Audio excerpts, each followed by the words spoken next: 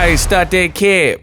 Mario Barrios' team, they want to see a Errol Spence Jr. fight in Texas. That's what I want to talk about in this video. What up, Fight World? It's your boy Ego, and I'm back with some more boxing. So, Mario Barrios defeated mutual Errol Spence opponent in Conquest, Yordenis Ugas of Cuba. A lot of people picked him as the underdog and thought Yordenis Ugas, even though coming off a loss to Errol Spence, where his eye was badly damaged, a lot of people didn't give Mario Barrios much of a chance. On my channel, I told you guys Mario Barrios, I know him personally, quality guy, very nice guy in boxing, and he could fight and he has heart. And he showed you that in his fights, like with Gervonta Davis and other fights like Keith Thurman. Definitely everything he says in terms of he's an Aztec warrior and all that, he definitely lives up to that. Needless to say, he definitely beat Yordenis Ugas, and it got to a point where it looked like, to me, the fight could have been stopped. It looked like it got to a point where the fight could have got stopped, even though it went 12 rounds, because Yordenis Ugas got to an area in the fight where he was just taking unnecessary punishment, and you had to really worry about him. He was getting hurt, and it was just a dangerous proposition because it looked like he couldn't see out of his eye. His eye, it looked like it was re-injured, at least to me. I'm no doctor, but it just wasn't a good night for Yordenis Ugas. After maybe the fourth round, he just kept losing round after round, and it was getting worse. He was getting hurt, couldn't see. He was showing heart for sure, but sometimes that heart, it only take you so far. Like the heart, your body's gonna do what your body's gonna do, meaning you can have all the heart in the world, but if your eye starts to shut, if your body starts to shut down, your body is going to just react how it's supposed to react. And you can have all the heart in the world, but eventually if you take too much trauma or punishment, like imagine getting whipped and then after the 60th lash, you might just pass out just because your body's exhausted and in shock at that point. You know what I mean? So there's only so much you could do from a heart perspective. So on my channel, you don't really see me overly praising guys for heart. Heart is kind of a standard issue. Most fighters have it, to lace them up, to choose a career path like taking punches to the face. I mean, to a degree, you kind of have to have some level of heart to choose that as your profession. So Mario Barrios, that was a very impressive performance. But fast forward to the future, his trainer is saying they wouldn't mind a fight with Errol Spence Jr. So in a new interview with 210 Boxing TV, Bob Santos, who is the new trainer, Mario Barrios used to work with Virgil Hunter, now he's with Bob Santos, and he says, quote, "I wouldn't mind seeing the all-out shootout with Mario Barrios and Errol Spence in Texas," right? He says, "I think it would be great for Texas. Errol Spence fight at Cowboy Stadium." My thoughts, Ego thoughts. I mean, I don't disagree. I think that would be a great fight. Mario Barrios, no matter if you count him out or not, is getting to a point where he's proving. He almost stopped Keith Thurman. If you really watch that fight again, his eye was in bad shape in the Keith Thurman fight, his swelling. And then also he had a fight on the Errol Spence, Sean Porter undercard that also had David Benavidez and Anthony Durrell on that card. But Mario Barrios was on that card and his eye was badly shutting in that fight too at 100. That was back when he was at 140 pounds. And again, he just continues to show that he's good to the last drop. He's going to keep fighting. So I think Errol Spence and Barrios would be definitely a fun time and a good fight. And they're both Texans. They both come from Texas, different parts. I believe Barrios is from San Antonio, and you have Errol Spence, who is from DeSoto, Dallas area.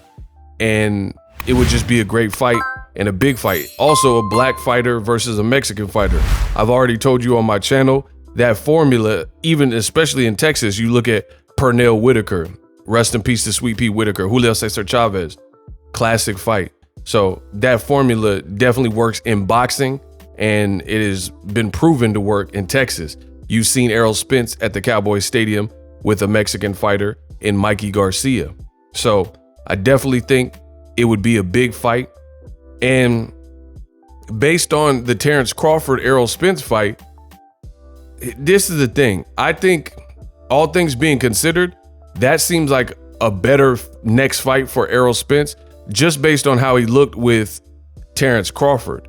Because if you fight Crawford again and it looks like the first fight looked, then that's kind of do or die for your career. That's going to be very hurtful to your career. So I'm not a fan of abusing fighters in terms of putting them in constant do or die situations, because we know how boxing fans act. Boxing fans are unforgiving and they're going to write you off, especially with 2 losses in a row.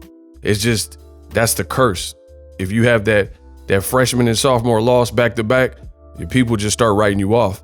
And Errol Spence has been at the top of the totem pole and climbed to the top of the mountain. It would be a shame for it to happen like that.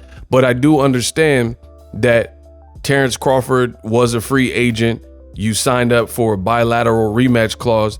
So the way those work, you have a certain amount of opportunity and a window of time for yourself to trigger the rematch. Otherwise, that person can get away. And Errol Spence, I can understand him wanting to fight Terrence Crawford based on having that, if he feels he can do better, or possibly something went wrong in the first camp, or he just feels he can improve, because this is maybe it's your possible only chance to get Terrence Crawford, because he's 36, I believe. Crawford's about 36 years old, and he's already talked about retirement, and he says, I can retire, I'll already be a Hall of Famer. So even though for me, it would make more sense to take a fight like Barrios, who's a very good fighter, but he's newer to the division and you can do good business there, it's not feasible, because you have to pull the trigger on the rematch clause, or you might not get a chance at your belts again. The other danger is whether you're fighting Crawford or Barrios.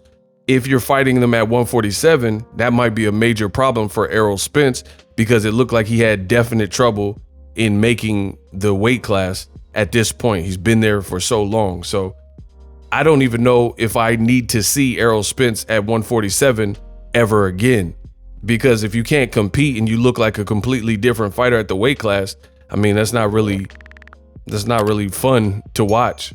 People want to see the Errol Spence of old and the Errol Spence that's always showed up, minus the Terrence Crawford fight. So I don't think the Barrios fight would happen for obvious reasons. He's either going to go to 54 or pursue the Crawford rematch, but I will keep you guys posted. It is a good conversation, would be a good fight. And I think Errol put himself in a difficult position, because people think it's sweet now, because he lost to Terrence Crawford and got dropped 3 times, and how the fight with Crawford played out. I'm seeing more guys talk down on Errol Spence, like both fans, and also you have fighters now calling him out. And that wasn't really the case when he was beating up Ugas or messed up Danny Garcia's face and, had a war with Sean Porter. So that's the fickle fans and the fickle nature of boxing. You take a bad loss and this is how people act. So I'll be anxious to see Errol Spence back in the ring, to see how he looks and comes back from a first pro loss. Drop your thoughts in the comment section. Best in the business, and it's not even close in amount.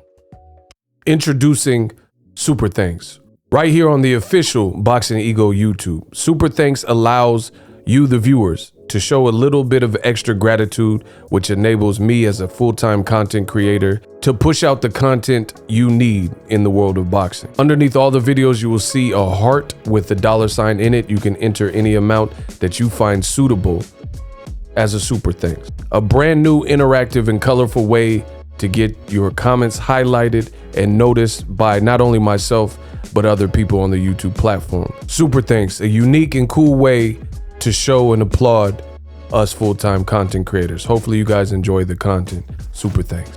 The future is now. The Hibernation 5s by Kenichi Bear. Hybrid gaming and lifestyle headphones. Out of the box, you can connect to any console or PC. Bluetooth ready with a low latency USB adapter, color RGB, and extreme bass mode. The Hibernation 5s adjust to you. Whether you need a gaming, travel, gym, or lifestyle headphones, the Hibernations got you covered. The new Hibernation 5s, link in the description. Customize the way you hear the world. Welcome to the nation. Are you tired of your YouTube videos not getting any views? Well, consider TubeBuddy. I've used TubeBuddy for years to scale up my YouTube channel. Now we're sitting over 200,000 subscribers. TubeBuddy is a browser extension that offers a ton of built-in productivity and time-saving services to take your channel to the next level. Use my link in the description to get started with TubeBuddy and level up your channel faster. We working.